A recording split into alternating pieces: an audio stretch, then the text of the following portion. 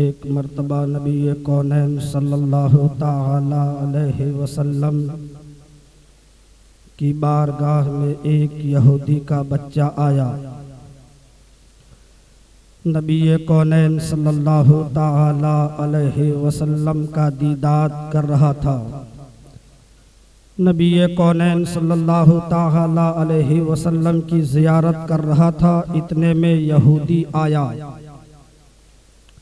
और कहा, ए मेरे बच्चे, यहाँ पे मत आना, इसलिए कि ये वो बारगाह है जो यहाँ पे आता है उसी का हो जाता है।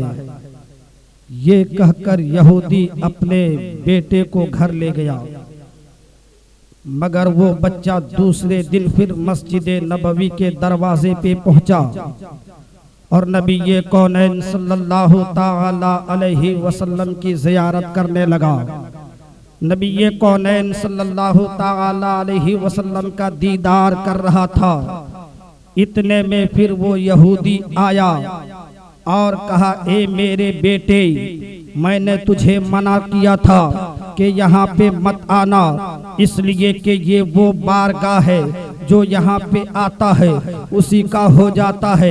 ए मेरे बेटे, अगर तू कल यहाँ आया तो मैं तुम्हारे दोनों हाथ काट दूंगा, मैं तुम्हारे दोनों हाथ काट दूंगा। नबी कौनैन सल्लल्लाहु ताला अलैहि वसल्लम का दीदार कर रहा था। यहूदी अपने बेटे को घर ले गया। अब वो बच्चा सोचने लगा, चलो मेरा हाथ काट दे तो क्या होगा, मेरी आंखें तो महफूज रहेगी, मैं आंखों से नबी कौनैन सल्लल्लाहु ताला अलैहि वसल्लम का दीदार करूंगा। फिर वो बच्चा दूसरे दिन पहुंचा, नबी कौनैन सल्लल्लाहु ताला अलैहि वसल्लम का दीदार कर रहा था। इतने में यहूदी बाप आया और कहा, ए मेरे बेटे, लगता है तू नहीं मानेगा, मैंने तो कहा था ये वो बारगाह है जो यहाँ पे आता है उसी का हो जाता है। ए मेरे बच्चे, अगर तू कल यहाँ पे आया तो तुम्हारे दोनों पैर काट दूंगा। ये कहकर अपने बच्चे को घर ले गया। मगर वो बच्चा जिसके दिल में नबी कौनैन सल्लल्लाहु ताला अलैहि वसल्लम की मोहब्बत बस चुकी थी, वो बच्चा जो नबी कौनैन सल्लल्लाहु ताला अलैहि वसल्लम से मोहब्बत करता था, वो बच्चा फिर नबी कौनैन सल्लल्लाहु ताला अलैहि वसल्लम की बारगाह में पहुंचा। नबी कौनैन सल्लल्लाहु ताला अलैहि वसल्लम का दीदार कर रहा था। नबी कौनैन सल्लल्लाहु ताला अलैहि वसल्लम की ज़ियारत कर रहा था। इतने में फिर वो यहूदी बाप आया और कहा, ए मेरे बच्चे, अगर तू नहीं मानेगा तो मैं तुम्हारी दोनों आंख निकाल लूंगा। ये कहकर बच्चे को घर ले गया। जब वो बच्चा घर पहुंचा तो ये सोचकर बीमार पड़ गया, अगर मेरा बाप मेरे हाथ को काट देता तो नबी कौनैन की ज़ियारत कर लेता, अगर मेरा पैर काट देता तो नबी कौनैन सल्लल्लाहु ताला अलैहि वसल्लम का दीदार कर लेता। मगर जब हमारी आंखें निकाल ली जाएगी तो नबी का दीदार कैसे करूंगा, नबी की ज़ियारत कैसे करूंगा। ये सोचकर बच्चा बीमार हो गया। इलाज कराया गया मगर तंदुरुस्त ना हो सका, अच्छा ना हो सका।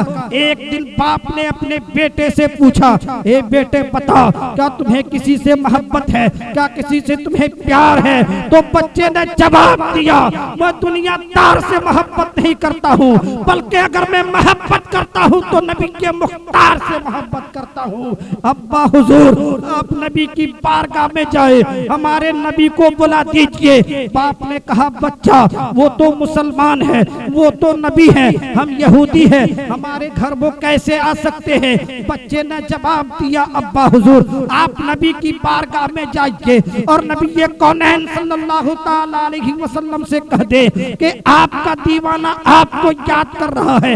वो यहूदी मस्जिद नबवी के दरवाजे पर पहुंचा और नबी कौनैन सल्लल्लाहु ताला अलैहि वसल्लम की बारगाह में अर्ज किया, या रसूलल्लाह सल्लल्लाहु ताला अलैहि वसल्लम, आपका दीवाना आपको याद कर रहा है।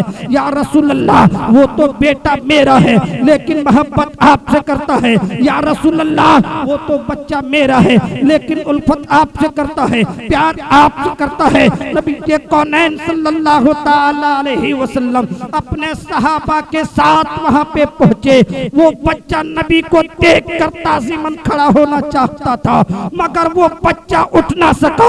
नबी ये कौनैन सल्लल्लाहु ताला अलैहि वसल्लम करीब गए।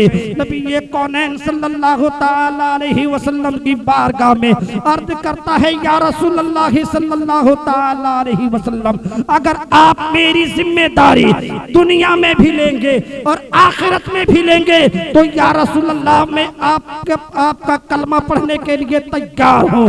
नबी ने फरमाया, मैं तुम्हारी जिम्मेदारी यहाँ भी लेता हूँ और वहाँ भी लेता हूँ। जब इतना आका ने फरमाया, बच्चे ने कलमा पढ़ा, ला इलाहा इल्लल्लाह मुहम्मदुर रसूलुल्लाह, कलमा पढ़ करके मुसलमान हो गया। यहूदी ने कहा, बच्चा तो मेरा था, मोहब्बत आपसे करता था, बच्चा तो मेरा था, मोहब्बत आपसे करता था, आप इसे ले जाइए और अपने इस्लाम के मुताबिक इसे कफनाइए और दफनाइए। प्यारे आका सल्लल्लाहु ताला अलैहि वसल्लम जब बच्चे को लेकर के कब्रिस्तान की तरफ जा रहे थे तो सहाबा क्या देखते हैं कि नबी ये कौनैन सल्लल्लाहु ताला अलैहि वसल्लम कभी एड़ी के बल चल रहे हैं, कभी अंगूठे के बल चल रहे हैं, मगर सहाबा में पूछने की हिम्मत नहीं है।